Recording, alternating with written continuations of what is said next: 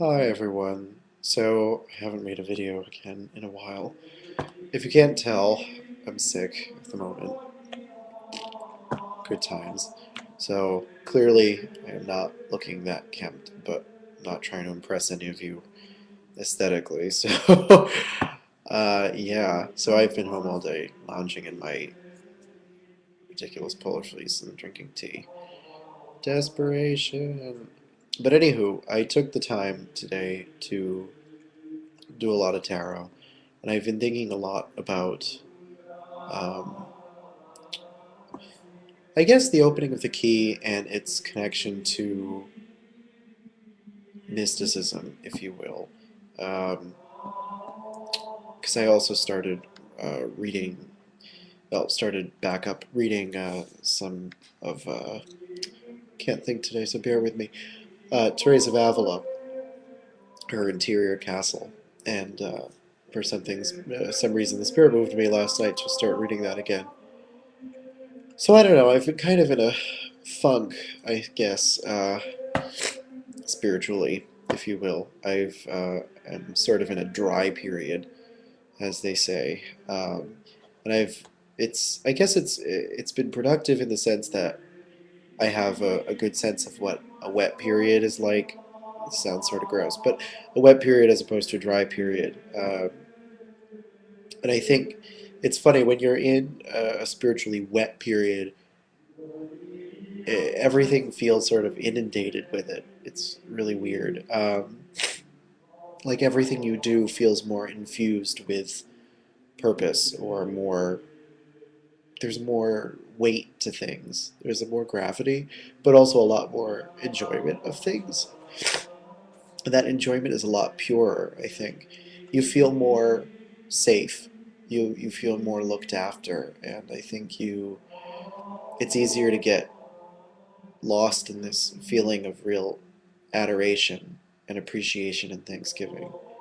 Whereas when you're in a dry period, it's really, really hard. That does not come naturally at all, and instead everything feels really depressing instead. Um, or it just, yeah, the naturalness of the spiritual experience doesn't come, and so you sort of have to fend for yourself. You feel more abandoned. You don't feel as sure about things, and you question things that you used to trust. And I think there's a lot of confusion in these periods.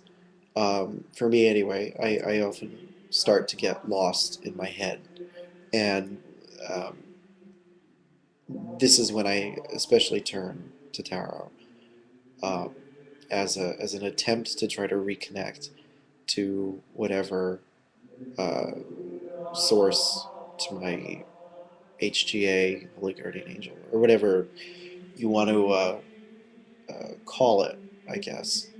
Um, but it's interesting, Teresa and Julian of Norwich, if any of you have read her, they both talk about spiritual dryness as this, something that is not in anyone's control other than God. And it's really true.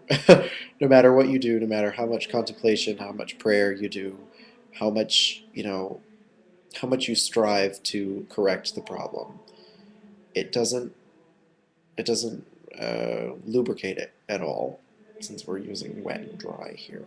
Um, it really doesn't change much. It really the periods of spiritual wetness just sort of come, and then the periods of dryness also just come, and so you're really tossed back and forth, um, and it's not pleasant necessarily. But Julian of Norwich tells us that this is necessary, that this is God's way of making us cling to Him even more. That the dry periods are intended to keep us from sin, or to desire to not sin.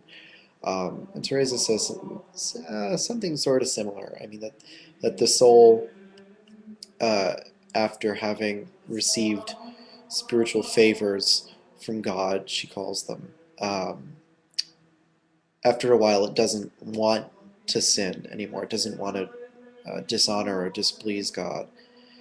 And I don't know. So I guess what I've been getting at is in my personal time is trying to figure out why spiritual dryness comes about, or I guess contemplating the nature of personal sin. And I guess I've been using the opening of the key for this a lot because I think it's the one spread that I know of that will give you all the facets of a situation, particularly the more internal aspects of a situation. I think I think while the opening of the key is a fabulous spread for general divination about everyday things, you know, in the general course of your life. I use it for that all the time too. Uh, as good as it is for that, I think it works even better when you use it to reflect on yourself. Saint Teresa also constantly says, you know yourself before anything else, and know what kind of being you are, what your limitations are, and what you're capable of doing without God, and what you're capable of doing with God. And I think this is also a very wise statement because having just done a full 5 operation OOTK for myself about this subject matter, um, it really struck me how true that is, I guess.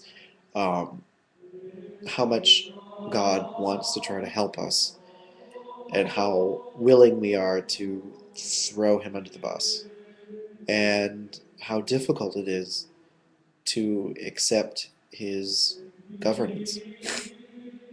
It's really hard, and it's something that takes a lot of time and a lot of patience and a lot of self-reflection. Um, and ultimately, it is up to, I believe it is up to God, frankly. And I think you do have to rescind some of your will in that respect. I don't think you can really force spiritual development, but I do think you can choose it. You know, Crowley, to go on a totally different spectrum from Christian mystics, but um, Crowley says that mysticism cannot be about abdicating your will fully, that you can't just give it up to God. Um, you know, this goes back to the idea from the Book of the Law, love is the law, love under will, that you have to actually choose that path, and cultivate enjoyment of it. You can't just let it happen. Spirituality isn't necessarily a passive thing. I think it's a mixture of both. Ultimately, I don't think that it's really solely up to the individual, and I don't think it's solely up to God. I think the capacity of it is up to God because all things come from source. But I think that a huge part of it is on the part of the individual to make that first step and to accept that guidance and to want it, um, which is hard, especially because we can easily say, yeah, I want that for myself. I want to be guided towards better things. I want help in my life. I want clarity and figuring why it is the way it is. But then it's equally easy to suddenly turn back to our old ways.